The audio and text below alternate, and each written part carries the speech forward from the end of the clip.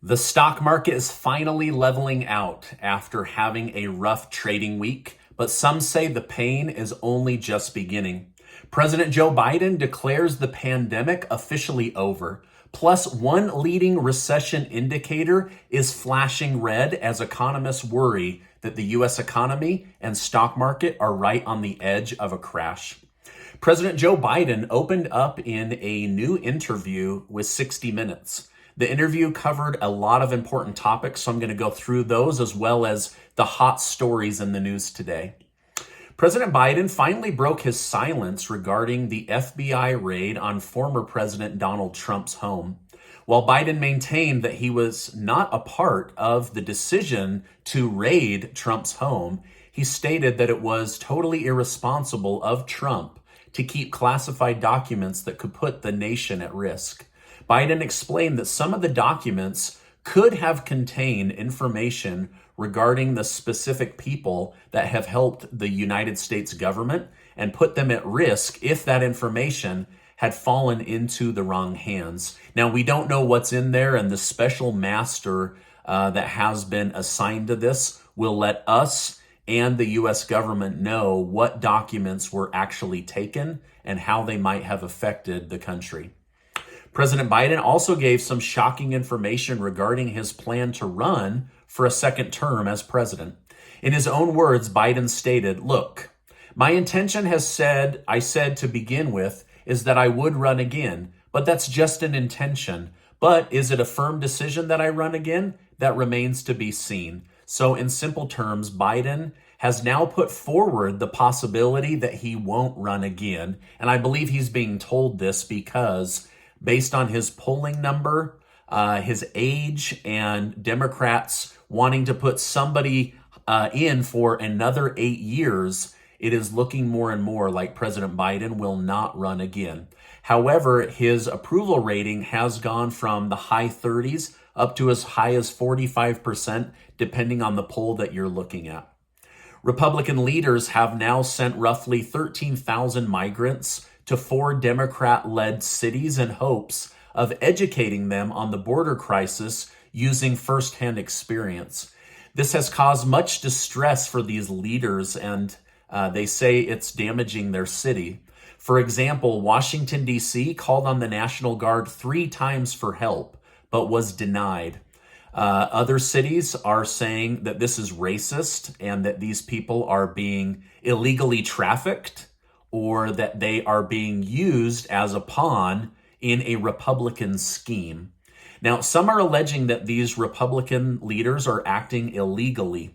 Lawyers have alleged that migrants were possibly misled and put on a plane or a bus with the false hope of getting a job. However, Republicans like Governor DeSantis of Florida claim we have no plan on stopping this action anytime soon. What has been very eye-opening is how these accepting sanctuary cities aren't as accepting as these leaders have led voters and the media to believe. But I'm curious to know from you, what do you think? Should these Republicans continue to send migrants to these sanctuary cities to open people's eyes? Or is this wrong and racist?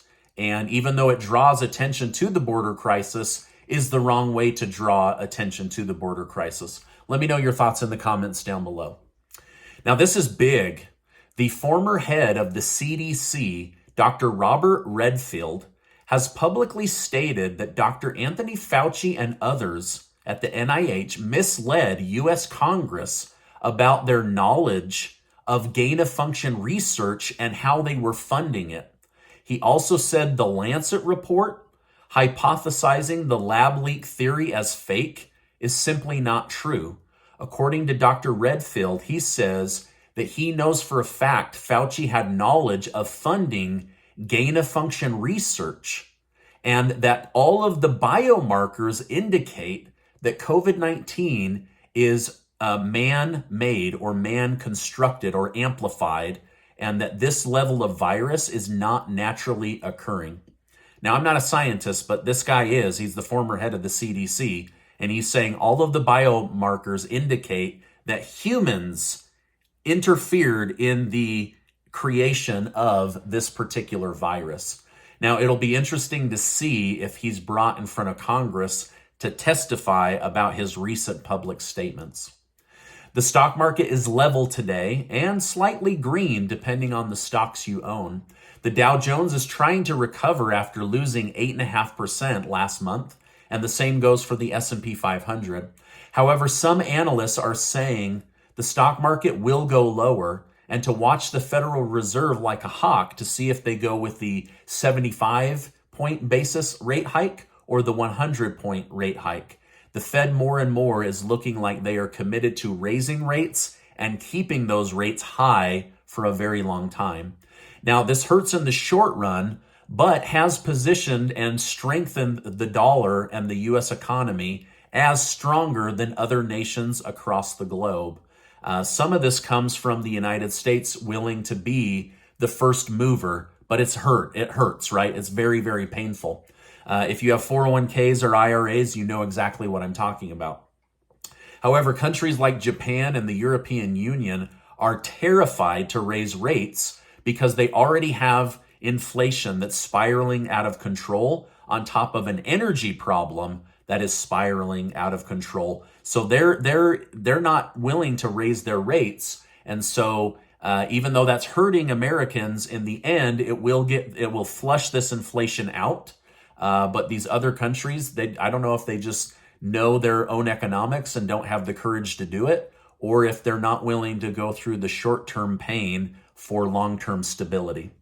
Airline stocks such as Delta, JetBlue, United Airlines, and Southwest Airlines are all up between 2 to 4% today, signaling that the airline industry is strengthening.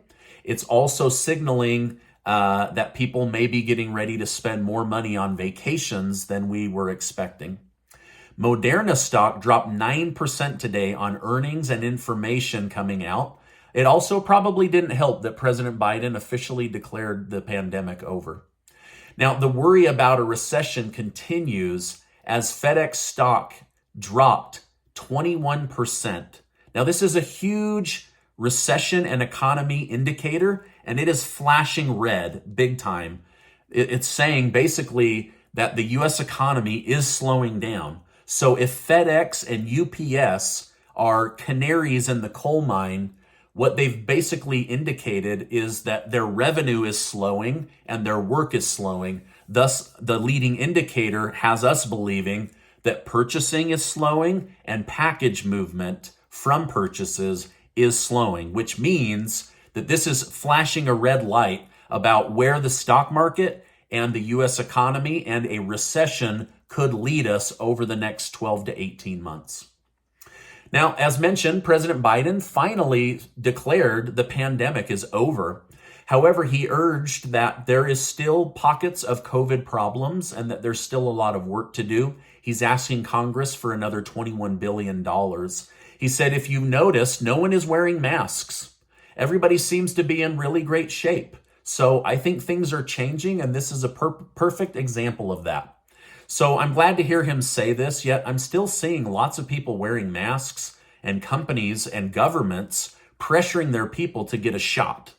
So I don't know that we're out of the woods when it comes to fear of COVID versus the data coming out about COVID. But either way, the United States president has officially declared COVID over here in the United States. However, a new issue with President Biden may just be getting started. During a recent interview, President Biden was asked if he would send military help to Taiwan this fall and winter if China were to attack while taking advantage of the calm China seas and basically go after Taiwan. Biden said he would support Taiwan. The reporter then clarified and said, so unlike Ukraine, to be clear, sir, U.S. forces, U.S. men and women would defend Taiwan in the event of a Chinese invasion, and President Biden said yes. Now, I have not seen the White House walk back this comment yet. They likely will within 24 hours, but essentially the President of the United States publicly declared to China that the United States is willing to go into physical, actual war with China, unlike Ukraine with Russia, if China were to attempt to overtake the island of Taiwan. So this is definitely going to ruffle some feathers and rattle some cages. So it'll be really interesting to see what comes out over the next couple of days. Sadly, the U.S. island of Puerto Rico is dealing with the aftermath of Hurricane Fiona. Although it wasn't a big, powerful hurricane like in the past, it dumped over 30 inches of rain, causing every river on the island that flows to the sea to overflow, to breach its banks, and to cause havoc all over the island. As the ground became overly saturated, homes on the hill were coming down in mudslides. 100% of the island was without electricity yesterday. And as of this filming, 90% of Puerto Ricans are still left with no way to take care of themselves, no electricity. So my thoughts and prayers go out to the Puerto Rican people. I lived there for 2 years, so this story is extra painful on my heart. So just hoping really quick recovery for them.